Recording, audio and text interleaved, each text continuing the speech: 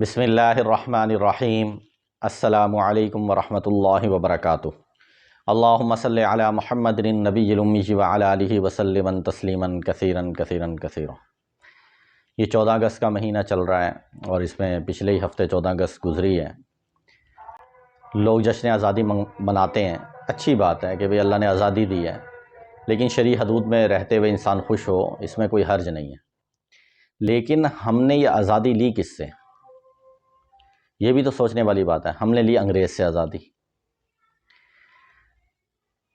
میں ان کے اخلاص پہ شک نہیں کر رہا جنہوں نے شروع میں جد و جہد کی، لیکن ایسا محسوس ہوتا ہے حالات کو دیکھتے ہوئے کہ ہم نے انگریز سے آزادی اس واسطے لی کہ انگریز ہمیں ڈنڈے کے زور پہ اس دین پر چلاتا جس دین پر چلنا ہم پسند نہیں کرتے۔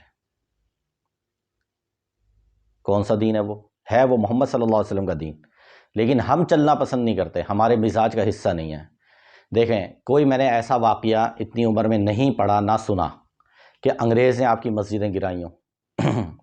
صحیح ہے، شروع کے اندر جب غدر ہوا اور یہ واقعات اس نے علماء کو شہید کیا، وہ تو اس نے اس ڈر سے کیا نا کہ بھائی کہ یہ میری حکومت کو نقصان نہ پہنچائے، میرے خلاف نہ لڑیں۔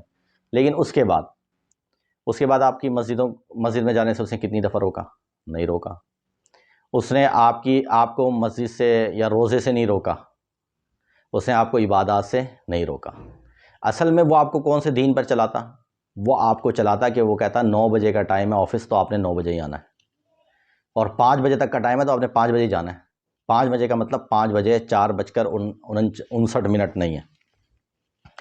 اور وہ آپ کو دودھ میں ملاوٹ نہ کرنے دیتا، وہ آپ کو آفسوں میں دوسروں کو ذلیل نہ کرنے دیتا۔ صحیح ہے، وہ ہر بندے سے اس کے مطابق پورا کام لیتا، وہ آپ کو بے ایمانی نہ کرنے دیتا، آپ کو ہیر پھیر نہ کرنے دیتا، اور آپ جو لوگوں کا مال لے کے کھا جاتے ہیں پتہ بھی نہیں لگتا اور ڈکار بھی نہیں آتی، وہ آپ کا ہاضمہ صحیح کر دیتا۔ آپ نے کہا یہ ہمارے لیے اور یہ ہمیں دین پہ چلا رہا ہے، تو لہٰذا اس کو یہاں سے بھگاؤ، انگریز کو یہاں سے۔ کیونکہ اگر انگریز آج تک ہوتا نا تو ہمیں کم سے کم وہ یہ حرکتیں نہ کرنے دیتا، اور خاص کر مسلمانوں کو تو کرنے ہی نہ دیتا نا، چاہے دشمنی کی بیس پہ یا ویسے ہی۔ اور وہ لاشعوری طور پہ یہ کرتا اور ہم آٹومیٹکلی حضور صلی اللہ علیہ وسلم کے دین پہ چل لیتے۔ ہم نے انگریز کو یہاں سے بھگایا اور اس دین کا رگڑا نکال دیا۔ خاندانی لڑائیاں ہماری ختم نہیں ہونے میں آتی، اور آفسوں میں لوگوں کو ذلیل کرنا، پیسے لیے بغیر ان کا کام نہ کرنا، چھوٹی چھوٹی باتوں پہ انہیں واپس دھتکار دینا، انہیں ہسپتالوں میں ذلیل کرنا، تنگ کرنا، یہ دیندار طبقہ کرتا ہے یہ حرکتیں۔ دیندار کیا بے دین سب برابر ہیں اس میں۔ یہ کوئی کہے نا میں دیندار ہوں، میں یہ حرکتیں نہیں کرتا، ایسی مثالیں موجود ہیں کہ دیندار ایسا کرتے ہیں اور اچھے بھلے ٹکا کے دیندار کرتے ہیں۔ یہ ایسی بات نہیں ہے، ان کی محبت میں آپ حق کو نہیں چھپا سکتے۔ صحیح ہے، پہلے میں بھی بہت ذرا سائڈ لیتا تھا دینداروں کی، لیکن جب میں نکلا اور میں نے دیکھا ایسا ہوتا ہے، میں نے کہا لوگ صحیح کہتے تھے۔ تو اصل میں ہم اس دین سے بچنے کے لیے ہم نے انگریز کو نکالا، یہاں ہم آزاد ہو گئے۔ نماز روزہ حج زکوٰۃ تو ہم بیسک کرتے ہی تھے، اور یہ والے دین سے ہماری جان چھوٹ گئی۔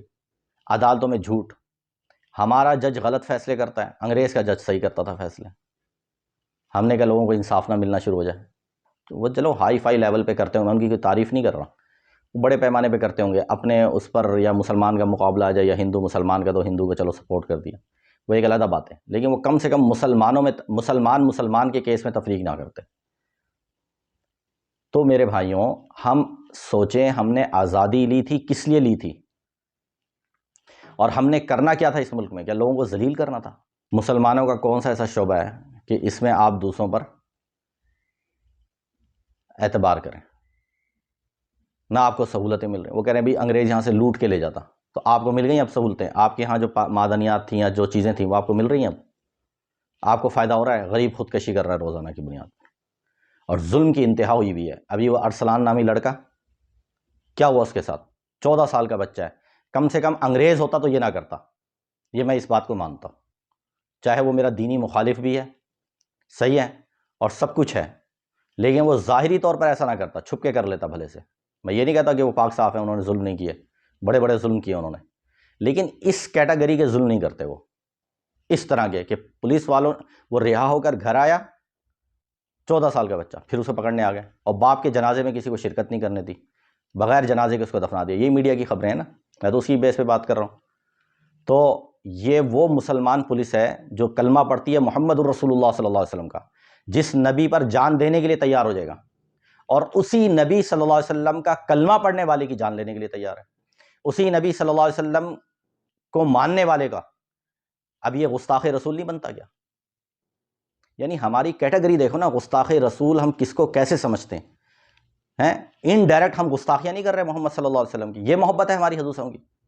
ہم ایسے نعرے لگا دیتے ہیں فوراً، اور فوراً اس کی ایسا کوئی بندہ کر لے تو ہم وہ جان دے رہا ہوگا ہم اپریشیٹ کریں گے، چلو کریں، لیکن یہ دیکھیں کہ وہ انڈائریکٹ کتنا رگڑا نکالتا ہے، کتنی محمد صلی اللہ علیہ وسلم کی گستاخیاں کرتا ہے۔ اب 14 سال کے بچے کا کیا وہ قصور ہو سکتا ہے؟ تو اللہ پاک ہمیں سمجھ عطا فرمائے، اللہ سے سمجھ مانگنی چاہیے، عقل مانگنی چاہیے، اللہ ہمیں عقل مند دیندار بنائے، عام دیندار نہ بنا دے جو ہم سڑکوں پہ کرتے پھر رہے ہیں، دفتروں میں کرتے پھر رہے ہیں، ہر جگہ کرتے پھرتے ہیں۔ ہمارا ایک مسلمان ٹھیکیدار صحیح طرح کام نہیں کرتا، اور وہ بتاتا ہے پھر کہ میں کیوں صحیح کام نہیں کر رہا، کہ اوپر تک مجھے پیسے کھلانے پڑتے ہیں۔ کس کس کو کھلانے پڑتے ہیں؟ جو محمد الرسول اللہ صلی اللہ علیہ وسلم کا کلمہ پڑھتے ہیں اور حضور صلی اللہ علیہ وسلم پہ اتری ہوئی کتاب کی تلاوت کر کے صبح آتے ہیں، یہ وہ لوگ کرتے ہیں جو پہلی صف کے لیے حملے کرتے ہیں لوگوں کی عزتوں پر کہ ہمیں پہلی صف مل جائے، ایسے جھپٹتے ہیں پہلی صف پر۔ اور مسلمانوں کے ساتھ کیا کرتے ہیں؟ مسجد سے نکلنے کی دیر ہے، ہم نے سمجھا ہوا ہے کہ محمد الرسول اللہ صرف مسجد سے تعلق رکھتا ہے، یہ باہر تعلق نہیں رکھتا۔ تو اللہ پاک اس پر مجھے بھی عمل کی توفیق عطا فرمائے، آپ کو بھی۔ سبحان ربک رب العزت عما یصفون وسلام علی المرسلین۔